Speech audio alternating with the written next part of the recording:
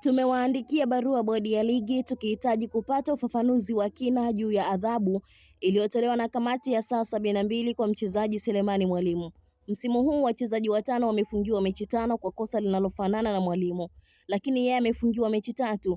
Tunahitaji bodi iweke bayana kuna upekee gani wa tukio la Mwalimu alilolifanya kamati ya saa 72 kutumia kanuni tofauti ya 41 kifungu cha 5 na wengine watano kutumia kanuni ya 41 kifungu cha 21. Jambo la pili, tumeitaka bodi ya ligi itoe ufafanuzi kwa nini kamati ya saa 72 ilichelewa kukutana kama kanuni inavyoelekeza ili kufanya mapitio ya makosa mbalimbali na kutoa hukumu kwa waliobainika ikiwemo tukio la mchezaji Selemani Mwalimu. Aidha, mechi zingine zilizopita kamati hii ya saa 72 ilikutana kwa wakati wa kutoa hukumu. Kulikuwa na changamoto gani iliyopelekea kucheleweshwa kwa haki? Hayo yote yanayozungumza msemaji wa klabu Young Africans Ali Shabani Kamwe. Jambo la tatu, kamati ya saa 72 imetoa hukumu kwa waamuzi wasaidizi namba 1 na namba 2 kwenye mchezo wa Yanga Sport Club dhidi ya Simba Sport baada ya kushindwa kutafsiri sheria namba 11 offside. Waamuzi hao wamehukumiwa kwa kanuni moja ya 41 kifungu cha kwanza, lakini mmoja amefungiwa miezi 6 na mwingine miezi 3. Tunataka tujue ni sayansi gani imetumika hapa kuchanganua adhabu hizi kuwa tofauti ikiwa wote wamefanya kosa la kushindwa kutafsiri sheria moja. Je, kamati yetu inayo sayansi ya kuona kesho kwa kubaini kuwa Prince Dube asingefunga nafasi ya wazi aliyoipata? Jambo la 4, kwa mujibu wa sheria za FIFA, goli halali ni lile goli pekee ambalo limeruhusiwa na mwamuzi wa kati. Kinyume na hapo, hakuna kamati wala sheria au kanuni ambayo inayo mamlaka ya kuhalalisha goli ambalo halikuidhinishwa na mwamuzi wa kati.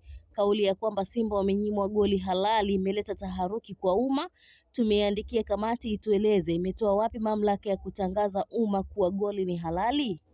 Jambo la 5, kwenye mchezo wa KMCFC dhidi ya Simba Sport, Selemani Mwalimu alifunga bao akiwa katika eneo la kuotea. Kamati ilisema kuna goli halali limefungwa limekataliwa. Ilikuwa bubu kusema kuna goli lisilokuwa halali limekubaliwa. Aidha, hata mwamuzi msaidizi hakufungiwa kama ambavyo waamuzi wasaidizi wamefungiwa kwenye mechi ya dabi ya Kariakoo. Mechi nyingi za Yanga Sport Club kukiwa na makosa yanayohusisha sheria namba 11 kuotea offside. Kamati hii imekuwa makini sana kufanya maamuzi ya kuwafungia waamuzi, lakini matukio hayo yakiwa yanaumiza Yanga, kamati hii imegeuka kuwa bubu. Mfano, mchezo wa Yanga dhidi ya JKT, mwamuzi Glory Tesha alizuia matukio mawili ya wazi ya Yanga kufunga kwa madai kuwa wachezaji wetu waliotea, lakini kwa marejeo ya video ilionekana kuwa wachezaji hawa hawakuwa kwenye eneo la kuotea. Mpaka sasa kamati haijachukua maamuzi kwa waamuzi husika. Mwisho na kwa umuhimu, hii ni kwa klabu ya wanachama hii ni klabu ya wanachama wanahitaji kujua taarifa za timu yao. Bodi ya ligi ikijibu tutakuja kuwaeleza wanachama tulichojibiwa, na wasipojibu tutakuja kuwajuza wanachama wetu kwamba hatukujibiwa, amesema ofisa habari wa klabu ya Young Africans Sport Club Ali Shabani Kamwe, ambapo amesema wameandikia barua kamati ya saa 72 jibu hoja zao zile ambazo Ali Shabani Kamwe ameziorozesha, nami nimekujuza yale ambayo ameyaorozesha msemaji wa klabu ya Young Africans Ali Shabani Kamwe.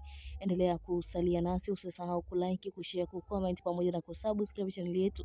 Hii ni Malkia wa Soka, na notification kwa ajili ya kupata taarifa zetu pindi tu tunapoweka taarifa mpya kwenye channel yetu ya Malkia wa Soka. Mimi ni Kunilezi, wakati mwingine kwa heri na uwe na wakati mwema.